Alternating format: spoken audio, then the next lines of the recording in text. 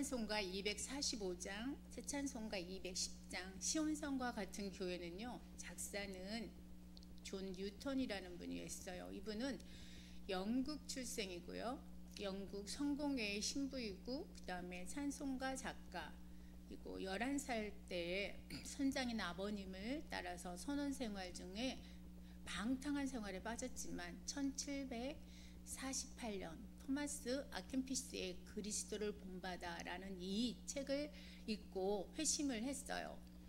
책 한 권이 이렇게 중요합니다. 그래서 성직자가 됩니다. 그리고 그는 자신의 경험을 설교나 혹은 찬송시를 통해서 간증을 하였고, 다시 세속화와 교권화되어가는 국교와 맞서 싸우는 영적인 지도자가 됩니다. 그리고 80세까지 복음을 전파하셔요. 그리고 19세기 영국을 대표하는 목회자라 불리울 정도로 유명하였습니다. 이 찬송시는 존 뉴턴의 가장 훌륭한 작품으로 알려지고 있는데, 지난 1회 동안이라는 56장과 나 같은 죄인 살리심, 이게 통일찬송가 405장, 나 같은 죄인 살리심 우리 잘 알지요? Amazing Grace. 그다음 이 찬송을 이분이 찬송시를 씁니다. 그리고 작곡은요, 플란츠 조셉 하이든, 우리 하이든 아시죠? 조셉 하이든이 오스트리아 출생이에요. 로라우 출생인데 비엔나 성 스테반 카톨릭 대학교에서 이 사람이 성장을 하지요. 그리고 그의 천재성은 어렸을 때부터 나타나요. 그래서 작곡가로서의 명성을 얻게 됩니다. 1761년 헝가리 에스터 하지가의 악장이 돼요. 그리고 나서 30년 동안 일을 하게 되죠. 그리고 나서 1707년에 그는 영국을 방문해서 18개월 동안 체류하던 중에 왕족과 귀족들한테 그의 이름이 알려지게 됩니다.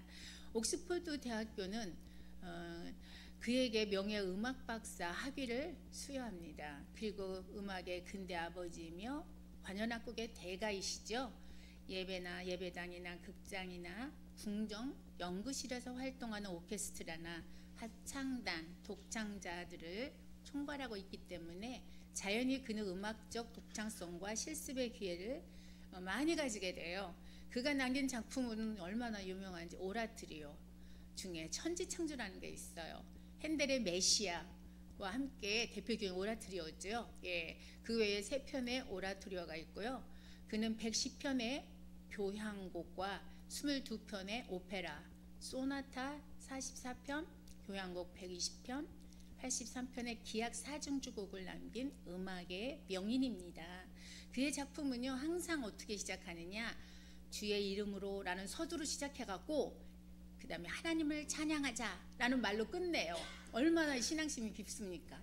통일찬송가 작곡으로는 17장에 내가 한마음으로 라는 찬양이 있고요, 64장 지난밤에 나 고요히라는 찬양이 있고요, 또 75장 저 높고 푸른 하늘과 라는 찬양이 있고요, 또 127장 예수님의 귀한 사랑, 이 찬양이 있습니다. 본래 이 곡은요, 조셉 하이든이 오스트리아 찬가라는 이름으로 작곡을 하고요, 아우시카가 가사를 붙여요. 그래서 오스트리아의 국가였습니다. 그랬는데 이 곡이 찬송으로 처음 사용된 게 1802년이에요. 에드워드 밀리의 경음악이라는 책에서 이게 실렸고요.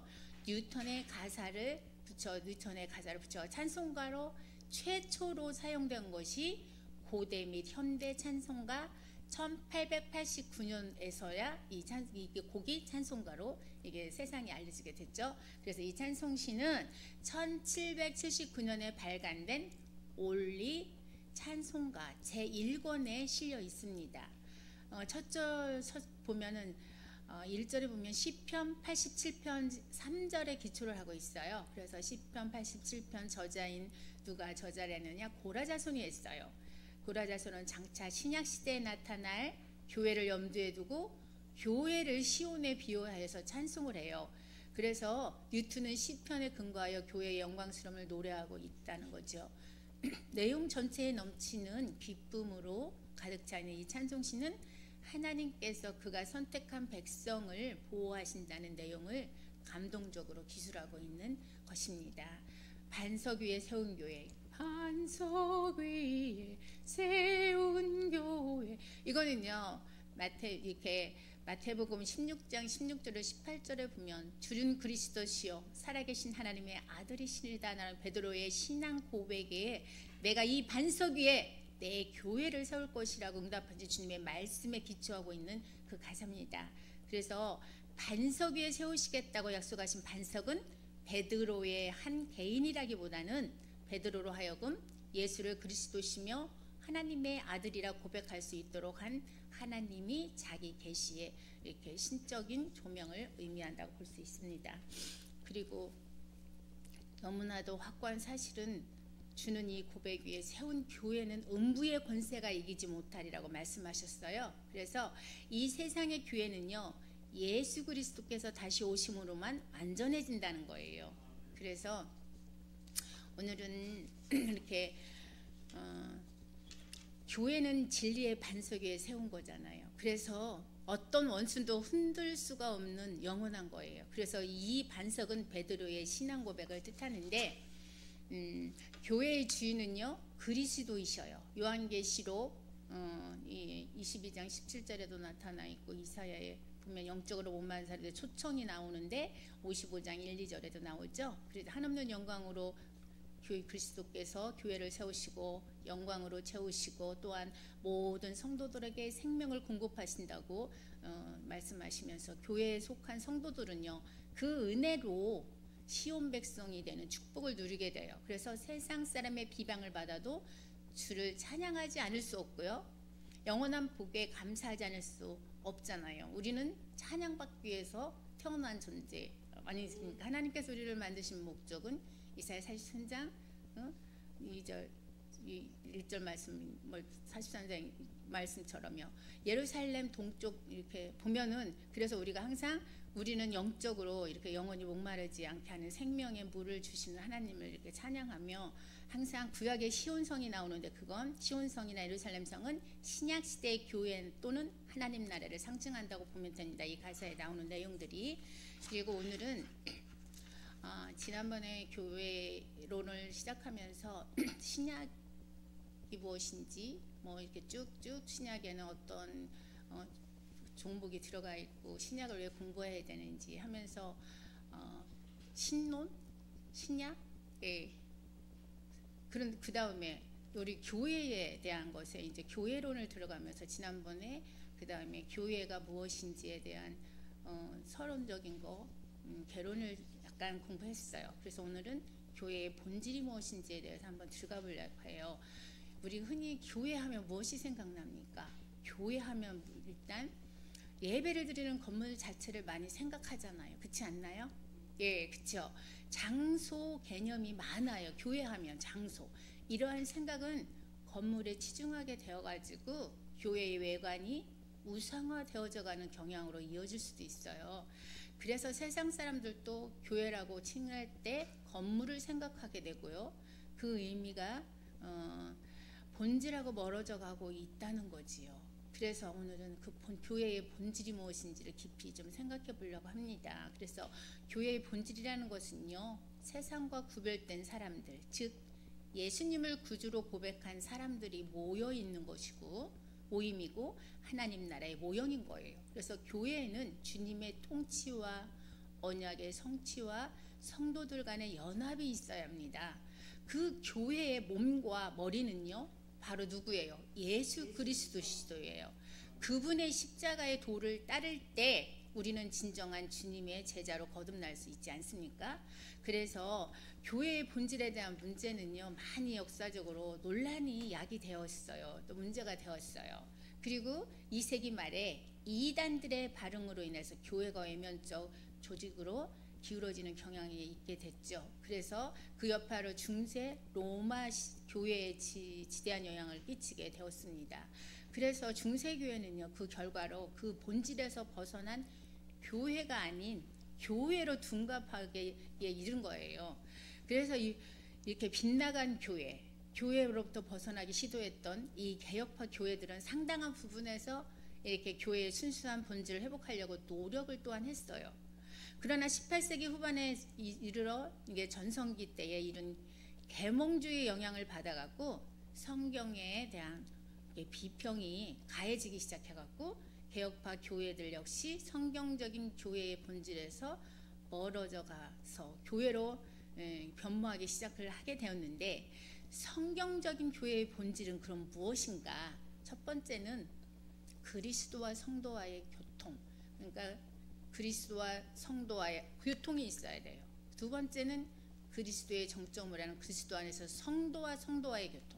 그리스도와 성도와의 교통이라면 두 번째는 성도와 성도와의 교통이 있어야 한다는 거예요. 그럼 먼저 그리스도와 성도와의 교통은 어떻게 이루어지느냐? 에베소서 4장 15절 하반절에서 16절까지 보면 이런 말이 나와요. 그는 머리니 곧 그리스도라. 그에게서 온몸이 각 마디를 통하여 도움을 입음으로 연락하고 상합하여 각 지체의 분량대로 역사하여 그 몸을 자라게 하며 사랑 안에서 스스로 세운다고 이렇게 말씀하고 있어요. 성경적인 교회의 본질은요, 먼저 그리스도와 성도의 교통이라는 거죠. 그래서 성도가 그리스도에게 접붙임바 되는 것을 의미하는 거예요. 우리 포도나무가 있는데 거기에 가지가 있죠. 그런데 우리가 포도나무가 그리스도라면 가지는 우리인데 거기서 떨어져 나가면 접붙여지지 않으면 우리는 뭐예요? 죽은 거나 다름이 없어요. 그래서 이것에 대해서 사도 바울은 뭐라고 했느냐? 그에게서 온몸이 각 마디를 통하여 도움을 입음으로 연락한다라고 표현을 해요. 다시 말씀드리면 교회의 머리가 되시는 예수 그리스도와 그의 지체인 성도가 서로 어떻게 교통을 해야 돼. 서로. 응? 그리고 이것은 교회의 근본적인 내적인 본질을 말하고요. 그리스도의 교통이 없는 교회는 존재할 수가 없다는 거예요. 교회에서 어떻게 교통이 없는데 존재가 되겠습니까? 그래서 그리스도와 성도와의 교통은요, 육체적인 교통이 아니고 영적인 교통을 말하는 거예요. 이게 소통한다니까 막 이렇게 막 껴안고 뭐 이런 게 아니라 영적인 소통. 예. 그래서 사도 바울은 로마서 8장 9절에 이렇게 말하지요. 누구든지 그리스도의 영이 없으면 그리스도의 사람이 아니라고 그랬어요. 그치요? 그래서 저와 여러분 그리스도의 영이 있는 줄 믿습니다. 예. 그리스도의 영이 성도의 심령 속에 내주하는 상태를 말하는 거예요. 그리스도의 영이라는 거는. 그래서 그렇다면 그리스도의 영이나 성령이 성도의 심령 속에 내주하시는 것을 구체적으로 어떻게 우리가 그럼 그 성령이 어떻게 있지? 그걸 어떻게 알 수 있을까요? 그것은요, 분별의 영이 있어요. 영분별이라고 그러죠. 그래서 신령한 하나님의 지혜로 그리고 성령의 일을 깨달아요. 그러면서 분별을 하는 것을 알게 돼요. 우리가 이게 지금 이게 사단인지 사각인지 그냥 하나님이 주는 생각인지 2단인지 3단인지 1단인지 분별할 수 있는 거를 영이 가르쳐 준다는 거죠. 그래서 고린도전서 2장 10절에 보면은요, 오직 하나님의 성령으로 이것을 우리에게 보이셨으니 성령은 모든 것 곧 하나님의 깊은 것이라도 통달하신다고 말씀하고 있어요.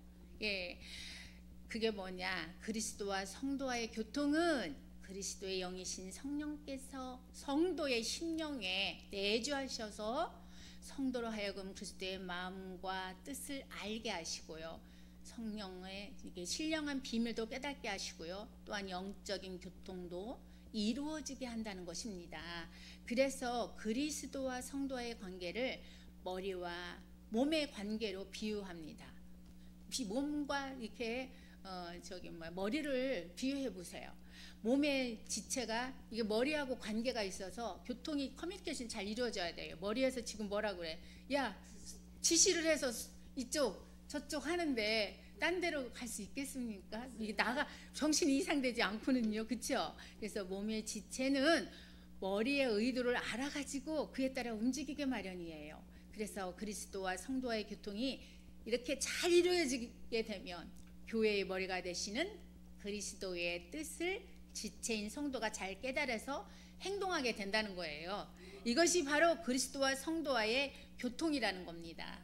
어렵지 않지요? 예, 그래서 두 번째는 성도와 성도와의 교통은 무엇을 말하는가? 그 안에서 건물마다 서로 연결하여 주 안에서 성전이 되어가고 너희도 성령 안에서 하나님의 거하실 처소가 되기 위하여 예수 안에서 함께 지어져 간다고 에베소서 2장 21절 22절에 말씀하고 있죠. 성경적인 교회의 이렇게 본질은 성도와의 교통이라고 그랬어요. 첫 번째는 그리스도와 성도와의 교통이지만 두 번째는, 그래서 사도 바울은 이렇게 말합니다. 그 안에서 건물마다 서로 연결하여, 이렇게 말로 표현하고 있지요. 다시 말씀드리면 그리스도 안에서 성도와 성도가 서로 연결되는 거, 교통하는 거, 이게 교회를 이룬다 이 뜻입니다. 그래서 교회의 결과적인 외적인 본질이다 이거죠. 이게 성도와 성도와의 교제는, 그래서 1차적인 내적 본질은 그리스도와 성도와의 교통을 말하고요. 그래서 이렇게 교회에 있어서 성도 상호 간의 교통은 반드시 이루어져야 돼요. 그래가지고 소통이 안 되면 맨날 만나면 불편해, 이루어지지 않으면 왜 나 저 사람 보기 싫어서 1부 예배 가야 돼, 2부 예배 가야 돼, 이렇게 또 되고 그러면 안 되겠지요. 예, 그래서 그런 거예요. 그래서 성도와 성도와의 교통은 교회의 근본적인 내적인 본질과 같이 육체적인 교통이 절대 아니고 영적인 교통을 말한다. 첫 번째도 영적인 그리스도와의 영적, 두 번째도 성도와의 영적인 교통. 영이도 안 맞는다 그런 말을 하는 사람 들어요. 그치요? 아, 나 저 사람하고 안 맞어. 영에 부딪히는 것 같아. 막 그러죠. 예. 이에 관해서 사도 요한은 요한일서 1장 3절에 이를 말합니다. 우리가 보고 들은 바를 너희에게도 전함은 너희로 우리와 사귐이 있게 함이니 우리의 사귐은 아버지와 그 아들 예수 그리스도와 함께함이라 라고 말씀합니다. 즉 성도 서로 간의 사귐, 곧 교통을 가능하게 하는 것은 성령의 역사를 통하여 이루어지는 거예요. 그냥 이루어지는 게 아니에요. 성령께서 복음의 진리를 먼저 깨닫게 하신 자로 하여금 타인에게 그 복음을 전하게 하셔요. 그리고 믿는 것, 아는 일에 하나가 되게 해요. 그래가지고 예수 그리스도 안에서 서로 깊은 사귐, 그리고 교통이 이루어지게 한다는 겁니다. 그래서 성도와 성도 간의 교제는 복음의 진리를 통한 성령의 역사 없이는 불가능한 영적 교제라는 거예요. 그래서 교회의 본질은 성령 안에서 그리스도의 지체된 성도들의 사귐이다 이렇게 말할 수 있고요. 성도가 서로 교통하기 이전에 일단은 그리스도와의 교통이 이루어져야 된다는 거예요. 그렇죠? 예수님하고도 이게 커뮤니케이션이 안 되는데 성도 간에 뭐가 또 되겠습니까? 그래서 그리스도의 교통이 없는 인간만의 교통은요, 인간적인 하나의 사조직에 불과한 거예요. 인간만이 이렇게 통한다는 건 보세요. 사회 생활할 때도 서로 통하면 모임이 되는 거예요. 근데 여기서는 우리는 그게 아니죠. 영적으로요. 그래서 교회의 진정한 본질에서 그거는 떠나 있는 거예요. 사조직은. 그래서 성도 개개인이 내적으로 교통하는 예수 그리스도의 이렇게 그리스도의 이렇게 커뮤니케이션 통하는 게 있어야 되고요. 그리고 성도 간에 그리고 외적인 교통도 그럴 때 이루어진다는 거예요. 그래서 이게 진정한 교회의 본질로 나타날 수 있다는 거지요. 또한 교회의 본질은 그리스도의 연합이 있고 이것은 신자들이 하나님의 말씀을 배우고 성례를 통해서 은혜를 경험을 하고 서로 사랑하고 협력하는 삶을 살아가는데 중심적인 역할을 하는 겁니다. 그러한 교회의 본질을 요약해 보면 자, 간단해요. 첫 번째는 예배가 있어요. 두 번째는 그다음에 서로 어떻게 해요? 친교가 있어야 되겠죠. 그게 바로 사랑도 포함되죠. 그 다음에는 어떻게 합니까? 말씀을 들었으니 전도를 해야 되겠죠. 또 우리가 위기들을 봉사하고 돌봄으로써 우리가 이렇게 그리스도 안에서 모든 일들이 행해져야 되겠죠.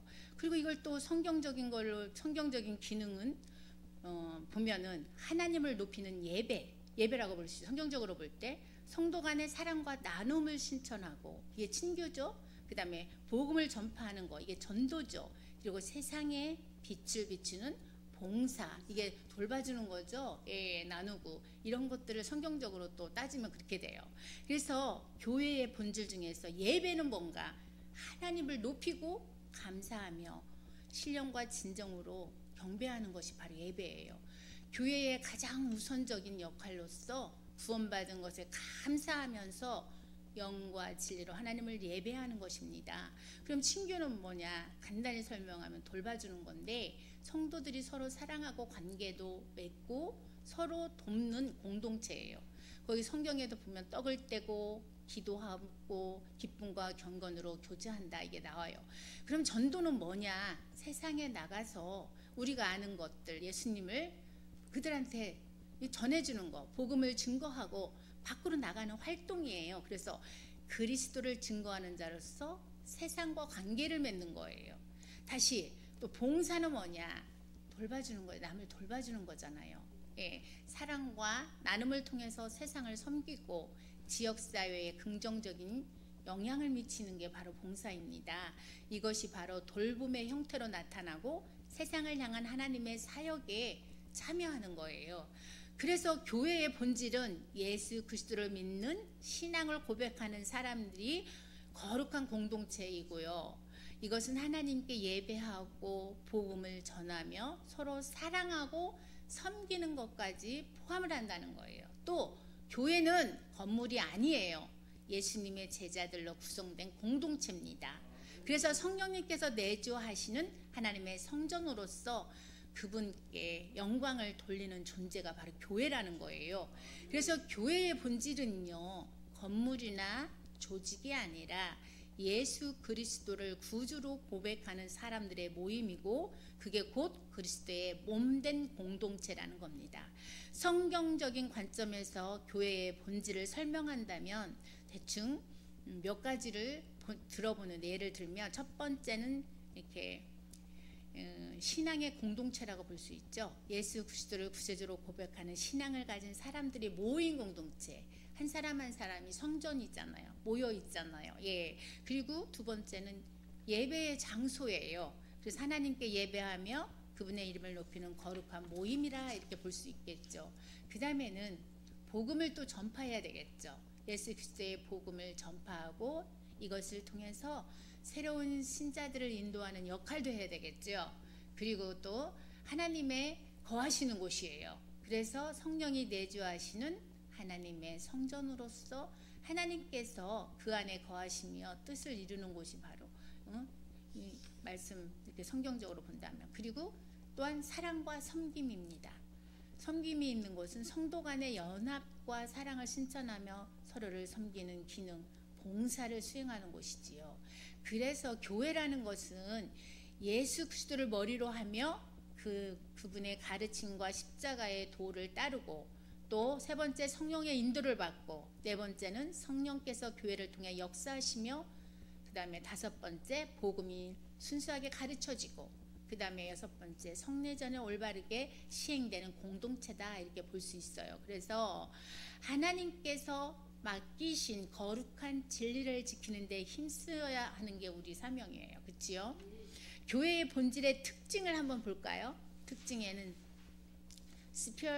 spiritual nature of the라고 해서 교회의 이제 신령 교회는 단순한 인간 조직이 아니라겠어요. 성령님께서 역사는 영적인 공동체, 영적인 공동체. 예, 요한복음 4장 24절에 뭐라겠습니까? 하나님은 영이시니 예배하는 자가 영과 진리로 예배할지니라라고 말씀하고 있어요. 또 고린도전서 3장 16절에도 있죠. 너희는 너희가 하나님의 성전인 것과 하나님의 성령이 너희 안에 거하시는 것을 알지 못하느냐. 즉 교회라는 건 뭐냐? 성령의 임재가 있는 곳이고요. 하나님의 뜻을 따르는 공동체라는 겁니다. 두 번째는요. communal nature of the church라고 해서 교회의 공동체성을 말하고 있어요. 그래서 교회는 개별적인 개인이 아니라 하나님의 백성으로 부름받은 신앙의 공동체라는 거. 사도행전 2장 42절에 보면 그들이 사도의 가르침을 받아 서로 교제하며 떡을 떼며 기도하기를 힘쓴다겠죠. 그리고 고린도전서 12장 22절에서 27절에 보면 몸은 하나인데 많은 지체가 있고 우리는 그리스도의 몸이요, 그 다음에 지체의 각 부분이라고 했어요.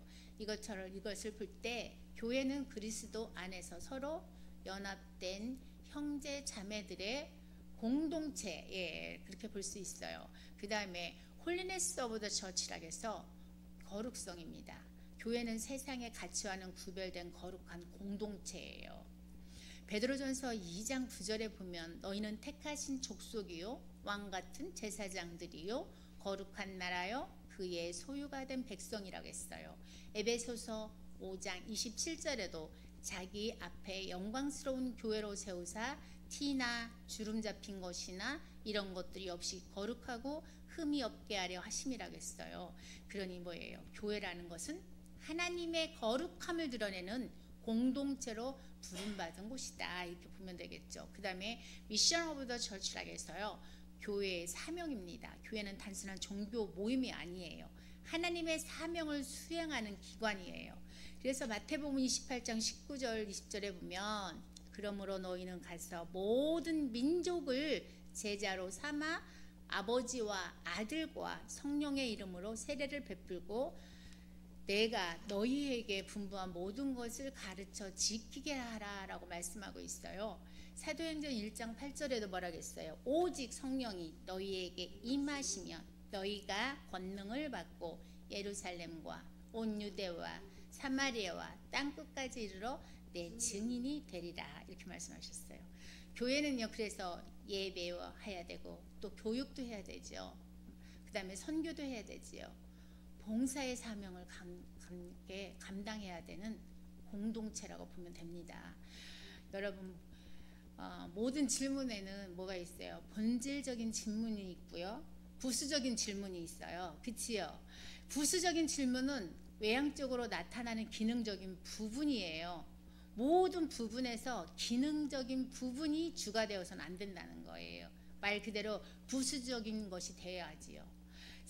부수적인 것은 그러면 본질적인 것이 이루어지면 자연히 이루어지는 것이 되어야 된다는 거예요. 이게 상식 아니겠습니까?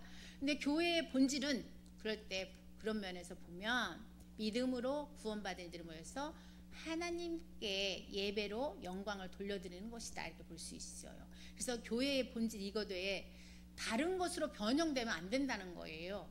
전도나 선교, 봉사, 구제, 이게 교회의 본질인 부분이 아니에요. 교회의 기능적인 역할에는 해당할 수 있는 부수적인 문제예요. 이거는 교회가 예배의 회복이 완전히 이루어질 때 교회는 성도 간의 온전한 교제가 이루어지고요, 전도와 선교가 활발히 이루어질 수 있고요, 구제와 봉사가 이루어질 수 있어요. 이것은 그런 부분을 교회가 강조함으로 말미암아서 이루어지는 것이 아니라, 이런 게 막 해야 된다, 전도하고 선교, 봉사, 구제, 이걸 강조한다고 되는 게 아니라 교회의 본질적인 부분이 완성되지면 그거에 따라 자연스럽게 이게 외향적으로 나타나도록 해야 된다는 거예요. 이것이 성경에 나타난 근본적인 것입니다. 그러나 오늘날 교회라는 개념이 건물에 모인 사람들이 그 건물을 기준으로 교회라는 개념을 너무 강하게 인식함으로써 왜곡되어서 나타나기 시작했어요. 그로 인해서 교회는요, 근본적인 문제인 요구보다 교회가 당연히 해야 하는 기능적인 부분에 초점을 맞추고 있는, 기능적인 게 뭡니까? 이런 거잖아요. 전도, 선교, 봉사, 이런 것들, 부수적인 거, 이게 중요한 게 아니라는 거예요. 그 결과 교회는 건물적인 교회의 개념에서 전도도 강조하고 헌금도 강조하고 봉사도 강조하면서 교회가 사회에 대한 책임을 일정 부분 봉사나 이런 것들을 통해서 대신하려고 한다는 거야. 이는 마치 구원의 근본적인 요소가 하나님으로부터 받은 은혜로서의 믿음이 아니라, 우리가 구원을 어떻게 받아야 돼요? 예수님을 믿음으로 인해서 값없이 주는 그 구원은 선물이었는데, 이런 걸 선행을 함으로써 가는 거는 불교나 다른 거 똑같잖아요. 뭐 다른 교들이나 그게 아니에요. 근데 그거를 마치 그렇게 생각하면 안 돼요.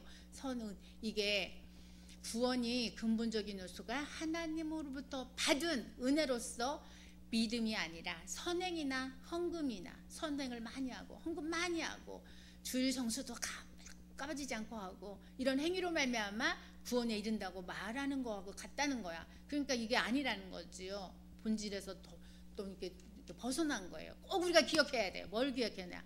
교회의 개념은 하나님의 은혜로 말미암아 그리스도를 믿는 믿음을 선물로 받은 구원받은 백성들이 모여서 함께 예배하는 곳이 교회라는 거예요.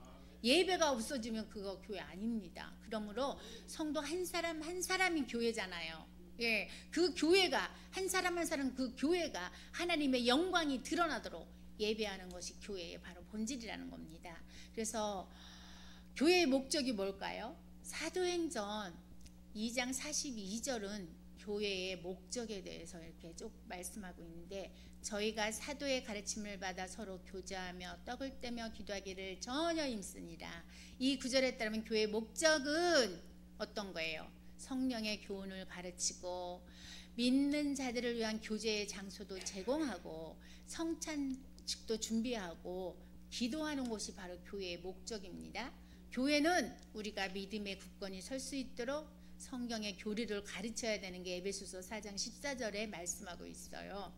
그래서 교회는 우리가 이제부터 어린아이가 되지 아니하여 사람의 속임수와 간사한 유혹에 빠져 온갖 교훈의 풍주에 밀려 요동하지 않게 하려 함이라고 말하는 게 에베소서 4장 14절이잖아요. 교회는 그리스도인들이 서로 헌신하고 서로를 존중하며 로마서 12장 10절 서로를 가르치고 로마서 15장 14절 서로에게 친절하며 긍휼을 베풀고 에베소서 4장 32절 서로가 격려하고 데살로니가 전서 5장 11절 그리고 가장 중요하게는 서로 사랑하는 거 요한일서 3장 11절의 교제의 그런 장소가 되어야 된다는 거예요. 그래서 교회는 신자들이 우리를 대신하여 죽으시고 피 흘리신 그리스도를 기억하면서 성찬을 준수할 수 있는 장소가 되어야 한다고 고린도전서 11장 23절에서 26절에 말씀하시듯이 교회가 교제를 촉진하는 장소인 것을 보여주는 또 다른 사례인데 사도행전 2장 42절에 따르면 교회가 존재하는 최종 목적은 기도하는 장소예요. 교회는 내 집은 만민이 기도하는 집이다 말씀하셨죠. 교회는 기도를 도모하고 기도를 가르치고 기도를 실행하는 장소가 되어야 한다는 거예요. 옛날에는 길을 가다가도 교회 문 열면 열어졌어요. 언제부터 이 장발장이 현대판 장발장이 있는지 교회가 흠적하니까 다 이거 문을 잠가서요. 쑥 들어가서 기도하고 싶으면 언제든지 내 집은 만민이 기도하는 집 열어놔야 되는 거 맞는데 다 잠겨 있어요. 요즘은요. 너무나 안타까운 현실입니다. 예. 자, 빌립보서 4장 6절 7절에 보면 뭐라고 했어요? 아무것도 염려하지 말고 다만 모든 일에 기도와 간구로 너희 구할 것을 어떻게 함으로? 감사함으로 구하면 된다고 했어요. 감사함으로 하나님께 아뢰라. 그리하면 모든 지각에 뛰어나신 평강의 하나님이 너희 마음과 생각을 지켜주신다고 했어요. 예. 교회에 주어진 또 다른 사명은 뭘까? 복음 선포하는 거예요. 복음을 선포해야 되죠. 교회에서 마태복음 28장 18절 20절에 나오고 사도행전 1장 8절에 나오죠. 교회는 말과 행동을 통해 복음을 나누는 일에 충성하라고 부르심을 받았어요. 그래서 교회는 사람들에게 우리의 주요 구세주이신 예수 그리스도를 알려주는 지역사회의 등대가 되어야 돼요. 교회가. 그래서 교회는 복음을 전파할 뿐만 아니라 복음 선포를 해서 교인들을 준비시켜야 돼요. 그게 바로 베드로전서 3장 15절에 있죠. 그 다음에 교회는 도움이 필요한 사람들을 섬기는 일도 또한 해야 돼요. 또 교회는 신자들이 그리스도 안에서 죄를 극복하고 세상의 오염에 물들지 않도록 그들에게 필요한 도구를 갖추어 줘야 되는데 이것은 바로 성경의 교훈과 그리스도의 교제를 통해서 그게 이루어질 수 있어요. 바울은요 교회가 존재하는 목적을 이렇게 말해 신자들에게 고린도전서 12장 12절에서 27절을 통해 예시를 보여줬을 때 교회는 이 세상에서 그리스도의 몸으로서 하나님의 손이 되고 하나님의 입이 되고 그리고 발이 된다 이렇게 표현을 했어요. 우리는 예수 그리스도께서 지금 이곳에 육체적으로 계시다며 행하셨을 그것을 바로 행해야 되는 거예요. 예수님이랑 어떻게 했을까? 항상 그 입장. 교회는요, 그래서 그리스도인들의 모임이고 그리스도를 닮아야 하고 그리스도를 따라야 하는 곳입니다. 그리고 교회를 이러한 이렇게 주님의 명령을 이렇게 보면 이 반석에 대해 교회를 세우리니 이 말이 이렇게 주님께서 베드로 사도의 믿음을 보고 주신 놀라운 선물 아닙니까? 교회가 세워질 것이라는 주님의 말씀을 들은 베드로의 심정을 우리가 한번 생각해 봤을까요? 아마도 심장 뛰었을 거예요. 아우, 교회를 세워주신다니 얼마나 심장이 떴을까요? 교회를 세울 수 있는 은총 받은 거, 그 무엇보다도 바꿀 수 없는 행복이잖아요. 이러한 주님의 명령을 따라 지난 2000여 년 동안 교회가 세워졌습니다. 초대교회 형성을 비롯해서 사도 바울을 통해서 이방 교회들이 세워졌고요. 역사의 물줄기를 따라 곳곳에 교회들이 세워졌잖아요. 이렇게 교회가 하나님의 이제 지금 뜻과 다르게 가고 있는 것도 보고 계실 거예요. 하나님은 이렇게 초대교회 모습으로 다시 이제 회복시키시는데 개혁된 이렇게 교회들이 복음의 발길을 통해서 140여 년 전 이 땅에 들어왔잖아요. 아무도 보이지 않는 이 척박한 땅 하나님은 이곳에 교회를 세우셨어요. 그런 과정 속에서 많은 선교사님들과 믿음의 선진들이 순교도 했잖아요. 그러나 이들의 피를 기억하신 하나님은 이 땅 골목골목마다 건물마다 교회를 세우게 하셨어요. 한 건물에 교회가 얼마나 많습니까? 이제 이 땅에는 십자가의 파도가 넘실거리고 있는 걸 우리가 볼 수 있죠.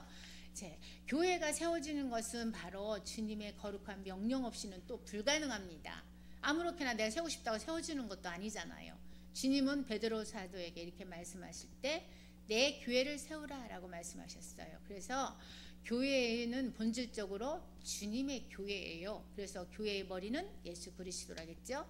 그리고 우리는 그의 지체일 뿐이고요. 그러므로 교회는 오직 그리스도의 영광을 나타내야 된다는 거예요.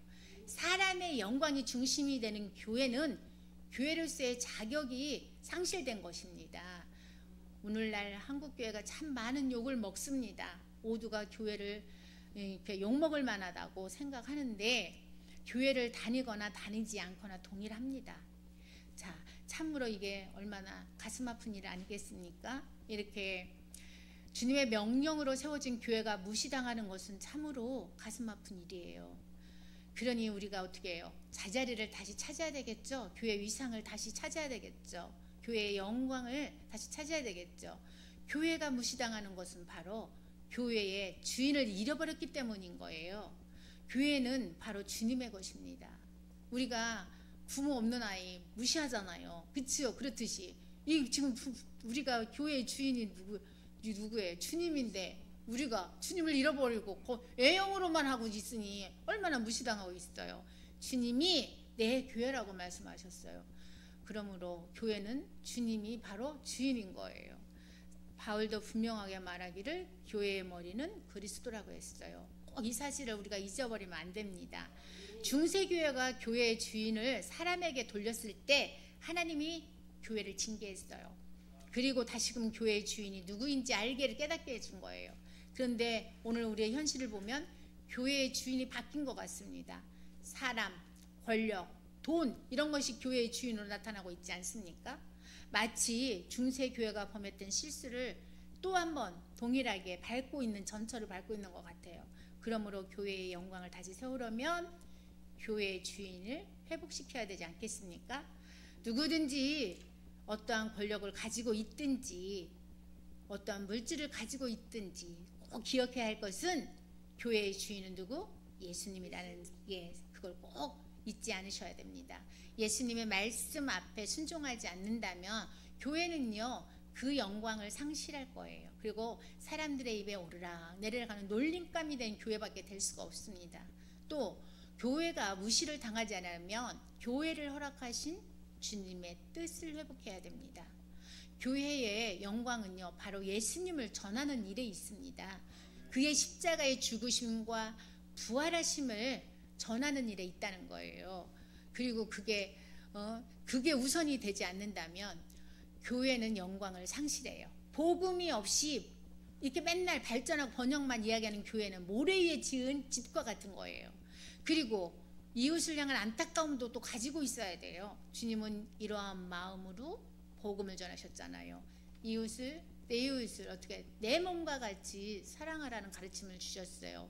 이웃을 향한 사랑과 나눔이 없는 교회는 결코 영광을 찾을 수가 없다는 거죠. 무엇보다 교회는 사랑으로 진리를 전하는 곳이 되어야 돼요. 이것이 교회를 세우신 주님의 뜻을 온전하게 실천하는 것입니다.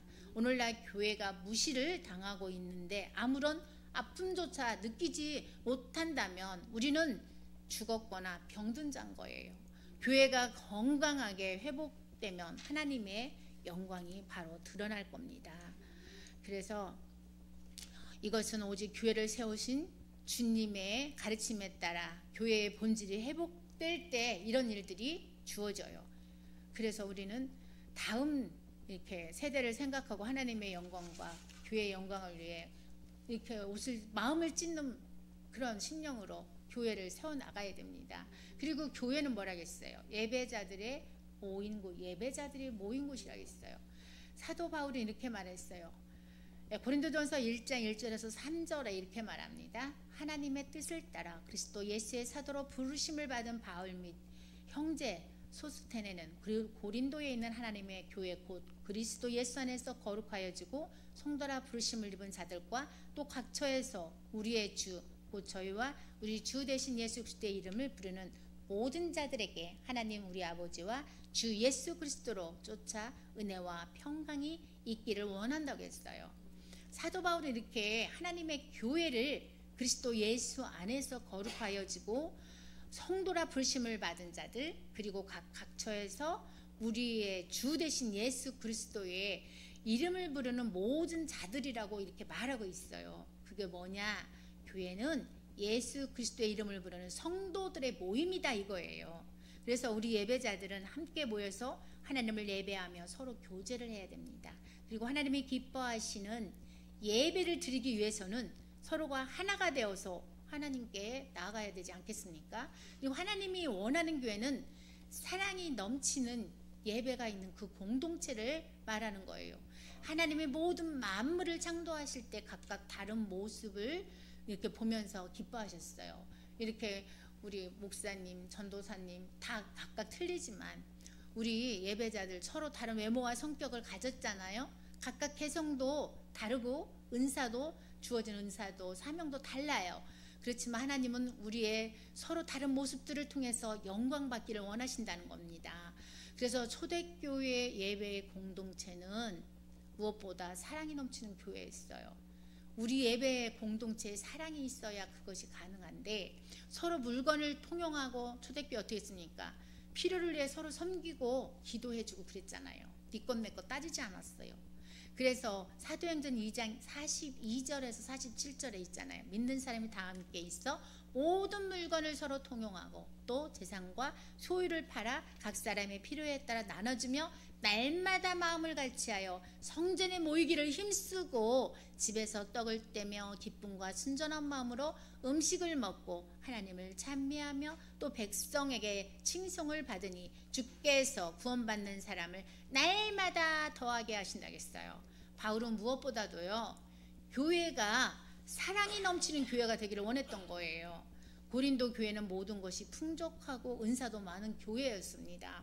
하지만 각각의 재능들을 앞세우다 보니까 예배를 잘 드리지 못할 정도였어요. 내가 잘났어 네가 잘났어 하다 보니 이렇게 되는 거예요. 자기 것이 다 자기 은사만 자기 재능만 그리고 서로 다른 은사를 비교하며 교만하기까지 했습니다. 그래서 바울은 고린도전서 13장에 이렇게 말했잖아요. 고린도전서 13장이 뭐예요? 사랑장이잖아요. 사랑이 어떤 것인지에 대해서 말해줬어요. 우리 공동체와 그리스도인들이 왜 사랑이 필요한지를 말해주는 것인데 그런즉 믿음, 소망, 사랑 이 세 가지는 항상 있을 것인데 그 중에 제일은 사랑이라고 고린도전서 13장 13절에 말씀했어요. 우리가 아무리 많은 재능을 가지고 하나님을 예배한다고 할지라도 우리 안에 사랑이 없다면 참된 그리스도인의 공동체가 될 수가 없습니다. 그리고 교회의 가장 큰 목적은 뭐냐? 하나님께 예배를 드리는 거예요. 선교, 교육, 봉사, 구제 모든 것도 이런 사역도 중요해요. 하지만 예배가 빠진다면, 예배가 가장 중요한 목적인데 그거는 아니에요. 그래서 교회는 무엇보다 예배를 잘 드리는 공동체가 되어야 한다는 거예요. 어떻게 하면 그러면 하나님께 좋은 예배를 드릴 수 있을까요? 이 질문은 대답이 있어요. 하나님이 원하는 예배를 드리면 되지 않겠습니까? 그게 답이잖아요. 그렇죠? 우리는 하나님이 원하는 예배가 무엇인지를 찾아서 그대로 예배를 드리면 돼요. 하나님은 성경을 통해서 우리에게 예배가 무엇인지를 알려주셨고 어떻게 예배를 드려야 하는지에 대해서도 알려주셨어요. 교회의 목적이 하나님께 영광을 돌리기 위한 예배라면 지금부터라도 하나님이 원하시는 참된 예배에 대해서 배워야 하는데 예배는 교회의 2차적인 목적도 아니에요. 액세서리도 아니에요. 1차적인 목적이에요. 모든 것들이 2차, 3차, 4차 목적인데 예배가 1차라는 거예요. 이게 바로 하나님이 기뻐하는 예배로 나아가기 위해서는 하나님이 내 아는 것이 중요하잖아요. 하나님이 뭘 원하시는지 알아야 그분에 맞게 예배를 드려요. 원하시는 예배를. 교회는 예배를 준비하고 성장을 하는데 교회의 영적 성장은 바로 예배부터 회복할 때 영적 성장이 이루어지고요. 예배가 모든 사역의 출발점이고 교회의 동력이 된다는 걸 꼭 잊지 않고 오늘 교회의 이렇게 본질에 대해서 이렇게 많이 방대하지만 짧게 포인트만 해서 설명을 드렸습니다. 오늘은 우리 교회에 가장 중요한 게 예배라는 거, 예배가 회복될 때 모든 일들이 이루어진다는 거. 그래서 여러분 오늘은 여기까지 하겠습니다. 감사합니다.